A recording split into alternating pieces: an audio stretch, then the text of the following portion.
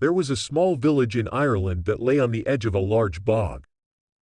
The marshy land stretched as far as the eye could see, dotted with small, bushy weeds and the skeletons of tall, ragged trees with branches that reached out like long, twisted arms. The soggy ground could be dangerous because it was riddled with many deep bog holes that were filled with black, murky water. The bog holes were often hidden behind clumps of foliage, and it was important to watch your step. If a man accidentally fell down a bog hole, he would never come up again. It was a fearsome place, if all the tales told about it are true. It was before my time, but I have heard many a strange story about the bog, and it would make your skin creep, just to listen to them. Every day, the men in the village went out onto the bog and toiled for hours, cutting the turf. They loaded it up into wheelbarrows and hauled it home to dry it in the sun. They used the turf for fuel, burning it in the fireplace to heat their homes. They were also able to sell it to make money. But, after the sun had set, nobody would dare venture out in the darkness onto that desolate bog. In the moonlight, the wind would whistle through the dead branches of the twisted trees. Those who lived nearby would often glimpse strange shapes creeping across the deserted stretch of swamp. There were rumors throughout the village that strange creatures emerged from the bog holes at night. People were so afraid that they refused to leave their homes after dark. There was only one person in the village who did not believe in these creatures, a tall young man by the name of Tom McManus. Everybody knew him as Long Tom. On his way home from work, as the light began to fade, he'd often whisper to his friends, "There's one," and they would jump and run. And Tom would laugh and laugh. Finally, some of his friends turned on him. "If you know so much," they said, "why don't you go out onto the bog some night and see what happens to you?" "I'll do it," said Long Tom. "Sure, don't I work out there every day? Not once have I ever seen anything to frighten me. Why would it be different at night? Tomorrow night I'll take my lantern and walk out to the hanging willow tree in the middle of the bog.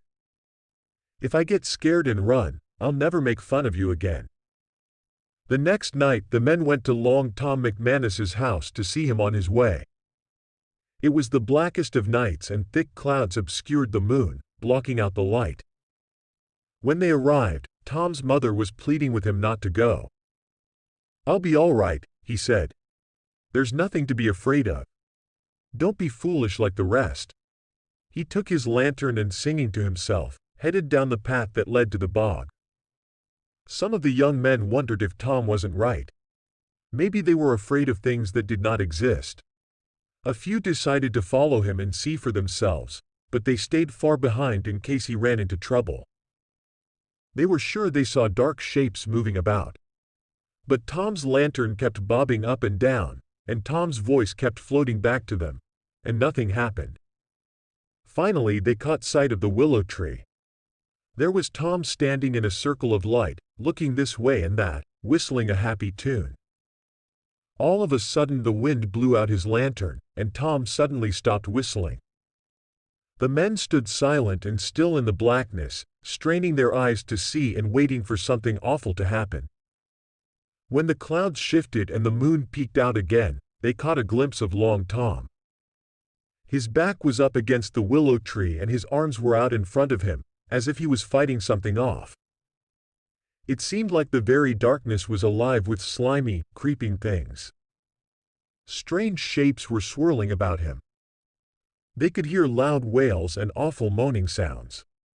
Then, the clouds covered the moon again and once more it was pitch black. By now, the men were on their knees, praying for dear life and calling upon the Virgin Mary and all the saints to protect them. When the moon came out again, Tom's face was as pale as death. He was desperately hanging onto the willow tree with one arm. His other arm was stretched out in front of him and something was pulling on it. It looked like a disembodied hand, with rotting flesh dropping off the moldy bones, and it had a tight grasp on poor Tom's arm. Stronger and stronger it pulled, until at last, Tom lost his grip on the tree and was dragged off into the night, shrieking like a soul in hell. That's what the men said they witnessed before Tom was swallowed up by the darkness. When the clouds blotted out the moon once more, the men turned and ran through the blackness toward the village. Over and over they lost their way on the path and fell into the muck, struggling to avoid the deadly bog holes. In the end they crawled back on their hands and knees. But Tom McManus was not with them. In the morning the people searched everywhere for Tom. Finally they gave him up for lost. That evening, the villagers heard a cry. It was Tom's mother. She was rushing down the path from the bog, shouting and waving. When the villagers spotted her, she frantically gestured to them to follow her. Struggling to overcome their fears, the villagers ran after her, and when she came to a stop, they found young Tom McManus slumped against a willow tree, shaking and gibbering as if he had lost his mind. His left hand was raised in the air, pointing, and his wild eyes were staring at something only he could see.